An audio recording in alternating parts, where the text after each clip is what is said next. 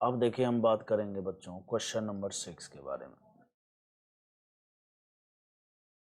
ये आपके amino acid, ठीक है, बायोमोलिक्यूल्स का क्वेश्चन है, पढ़ते हैं।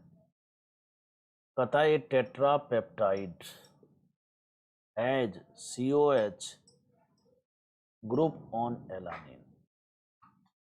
ठीक है बच्चों, जैसे समझने के लिए मैं आपको बताता हूं ग्लाई एला का स्ट्रक्चर। ग्लाई एला किससे बना हुआ होता है? ये बना होता है ग्लाइसिन और ये बना होता है बच्चों एलानिन। ग्लाइसिन का स्ट्रक्चर क्या होता है? तो ग्लाइसिन का स्ट्रक्चर होता है NH2CH2COH और एलानिन का स्ट्रक्चर होता है CH3।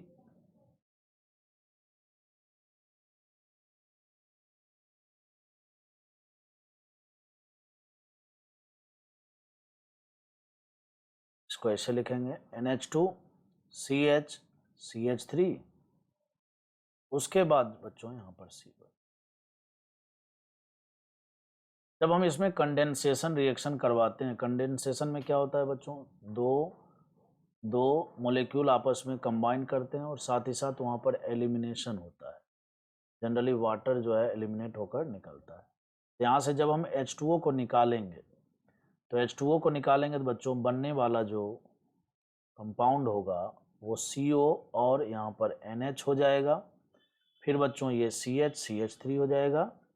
फिर उसके बाद बच्चों इधर COH हो जाएगा और इधर क्या होगा? NH2। बोलिए हाँ या ना? ठीक है, ये बन गया। अब उसके बाद मैं ये समझाना चाहता हूं कि जब दो डिफरेंट टाइप के एमिनो एसिड को हमने कंबाइंड किया, ठीक है, कंबाइन किया, दोनों में कंडेंसेशन करवाया, तो यहाँ पर देखिए जो CONH का जो लिंकेज बना है ना, इसी को हम लोग बोलते हैं पेप्टाइड लिंक। पहली बात। दूसरी बात ये कहता है कि ये जो कंपाउंड है, जिस कंपाउंड के बारे में चर्चा हो रहा है इस क्वेश्चन में, वो टेट्रापेप्टाइड है। टेट्रापेप्टाइड मतलब ऐसे यहाँ पर भी बने होंगे, ऐसे यहाँ भी बने होंगे, ऐसे यहाँ भी बने। तो मैंने आपको दो स्ट्रक्चर लिया, दो एमिनो एसिड से समझाने का कोशिश किया, ठीक है।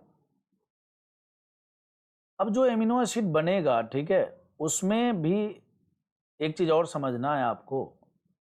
यहाँ पर देखिए बच्चों COH ग्रुप जो है ना, ये राइट हैंड साइड में COH ग्रुप है और लेफ्ट हैंड साइड में NH2 ग्रुप है। ठीक है, राइट हैंड साइड में क्या है? COH ग्रुप है और लेफ्ट हैंड साइड में क्या है? NH2 ग्रुप है। ठीक, चलिए आगे बढ़ते हैं। तो कहता है a tetrapeptide has COH group on alanine. अब COH ग्रुप ऑन एलानिन का मतलब क्या हुआ? ये चीज अब आपको समझना होगा। टेट्रापेप्टाइड भी बनाना है और उसके बाद COH ग्रुप जो है ना वो एलानिन के साथ होना चाहिए, है ना। किसके साथ होना चाहिए? एलानिन के साथ होना चाहिए। इससे एक बात बिल्कुल तय हो गया कि सबसे राइट में जो है ना, राइट में एकदम बिल्कुल राइट में जो है कौन होगा? एलानिन होगा। क्यों? क्योंकि बोलता है कि COH ग्रुप, वही इसलिए बच्चों, क्योंकि जैसे मान लो एलानिन को अगर आप इधर इधर लेफ्ट में रखोगे, एलानिन को अगर आप लेफ्ट में रखोगे तो एलानिन का जो COH होगा वो राइट हैंड साइड वाले NH2 के साथ तो कंडेंसेशन कर लेगा ना। जबकि ये क्या कह रहा है? कह रहा है कि एलानिन में COH ग्रुप होना चाहिए। तो एलानिन में COH ग्रुप होना चाहिए, इसका मतलब COH अगर होना चाहिए और अगर हम चाहते हैं कि COH ग्रुप एलानिन में ही दिखे, ठीक है, तो COH ग्रुप तो हमेशा राइट में ही आएगा और राइट में आएगा और वो एलानिन पर होगा, तो हम एलानिन को सबसे राइट में रखें। ठीक है। अब कहता है ये जो टेट्रापेप्टाइड है, फिलहाल ये जो पेप्टाइड है, ठीक है, इसको आप फिर से हाइड्रोलाइसिस कर देना तो आपको इधर से देखिए ग्लाइसिन मिलने लगेगा और इधर से एलानिन मिलने लगेगा। तो वही कहता है कि ये जो टेट्रापेप्टाइड है जिसमें एलानिन के पास COH ग्रुप है, इसका मतलब ये हुआ कि एलानिन को बिल्कुल राइट में रखना है। अब कहता है कि दिस प्रोड्यूस ग्लाइसिन, ठीक है, मतलब जब आपने उसका हाइड्रोलाइसिस किया तो क्या क्या मिला आपको? ग्लाइसिन मिला, वेलिन मिला, फिर फिनाइल एलानिन मिला और फिर एलानिन मिला। ठीक है, तो अब इन सब के स्ट्रक्चर आपको पता होने चाहिए। इन सब के स्ट्रक्चर क्या होने चाहिए पता। जैसे देखिए बच्चों, ग्लाइसिन, ग्लाइसिन तो अभी मैंने आपको बताया ही था, NH2 ले लिया, CH2 ले लिया, फिर COH ले लिया, ये हो गया हमारा ग्लाइसिन, इसको हम ग्लाई बोलेंगे। फिर उसके बाद बच्चों दूसरा है वेलिन। वेलिन में क्या होता है कि यहाँ पर बेसिकली जनरल फॉर्मूला जो होता है वो ये होता है, NH2 यहाँ ले लेंगे, यहाँ COH ले लेंगे और यहाँ पर R ले लेंगे। R के जगह पर जब हम H ले लेते हैं तो ग्लाइसिन मिल जाता है। ठीक है, जिसके कारण ये CH में कन्वर्ट हो जाता है। ये सब आप जानते होंगे क्योंकि हम पेपर डिस्कशन कर रहे हैं, तो ऑब्वियस सी बात है ये सब आपको पता है। वेलिन, तो वेलिन का मतलब ये हो गया कि यहाँ पर बच्चों CH2 है और इसके साथ जो है ना यहाँ पर हम आइसोप्रोपाइल का ग्रुप लगाते हैं, तो ये वेलिन बन जाता है। फिनाइल एलानिन में बच्चों R के जगह पर हम PHCH2 लगा देते हैं, तो ये बन जाता है फिनाइल एलानिन। और फिर उसके बाद इसको PHE से डिनोट करते हैं। और लास्ट में है एलानिन, जो कि आप जानते हैं CH3 और COH, ये है एलानिन। इसको आप इधर लिख दीजिए, इसको इधर लिख दीजिए, कोई फर्क नहीं पड़ता। तो यही 4 कंपाउंड है। ठीक है बच्चों, ये ग्लाई है, इसको G से डिनोट करेंगे, वेलिन है V से डिनोट करेंगे, फिनाइल P से, और ये एलानिन है, इसको A से डिनोट करेंगे। अब आप सोच के देखिए, है ना, कि जो भाई 4 प्रकार के एमिनो एसिड हैं और चारों के बीच में कंडेंसेशन होना है, तो 2 आपस में जैसे ग्लाई और वेलिन कंडेंसेशन करेंगे तो यहाँ पर H2O निकलेगा, यहाँ पर एक पेप्टाइड लिंक बनेगा, फिर इसके बीच में कंडेंसेशन होगा, यहाँ पर भी एक पेप्टाइड लिंक बनेगा, फिर यहाँ पर भी बनेगा। समझ रहे हो ना बात को। तो कहता है हाइड्रोलाइसिस करने के बाद ये मिलेंगे। तो आपको सोचना है कि जो स्ट्रक्चर है ना, अब कहता है for this tetrapeptide the number of possible sequence primary structure with NH2 group attached to the chiral centre. देखिए, मैंने आपको अभी बताया था कुछ देर पहले कि जब हम फाइनली कंडेंसेशन करके प्रोडक्ट बनाएंगे तो अगर आपको COH ग्रुप COH ग्रुप हमेशा राइट में होगा, ठीक है, और NH2 ग्रुप आपको बिल्कुल लेफ्ट में मिलेगा। क्यों मिलेगा लेफ्ट में? क्योंकि बीच वाले सब में तो COH और NH2 आपस में कंडेंसेशन करके H2O निकाल देंगे, तो NH2 ग्रुप आपको बिल्कुल लेफ्ट में मिलना है और COH ग्रुप बिल्कुल राइट में मिलना है। तो इसमें 2 हिंट दिया हुआ है। कहता है कि COH ग्रुप एलानिन के पास होना चाहिए, तो इसका मतलब एक बात तो तय हो गया कि ग्लाइसिन, वेलिन, फिनाइल एनालिन और एलानिन में एलानिन जो है ना बिल्कुल राइट में होना चाहिए। एलानिन किधर होना चाहिए बच्चों? राइट में होना चाहिए। फिर कहता है कि जो NH2 ग्रुप है ना वो कायरल सेंटर से जुड़ा हुआ होना चाहिए। ठीक है, अब यहां पर जितने भी प्रकार के एमिनो एसिड बनाए हुए हैं उसमें से ये ग्लाइसिन जो है ना बच्चों, ग्लाइसिन, ठीक है, ये जो ग्लाइसिन है वो देखिए इसमें कोई कायरल सेंटर नहीं है, कायरल सेंटर नहीं है। ठीक है, तो कहता है NH2 ग्रुप जो है ना वैसे ही कंपाउंड से जुड़े हुए होने चाहिए जिसमें कायरल सेंटर हो, और ग्लाइसिन में तो कायरल सेंटर है नहीं, और NH2 ग्रुप तो लेफ्ट हैंड साइड में ही आएगा। तो इसका मतलब क्या हो गया?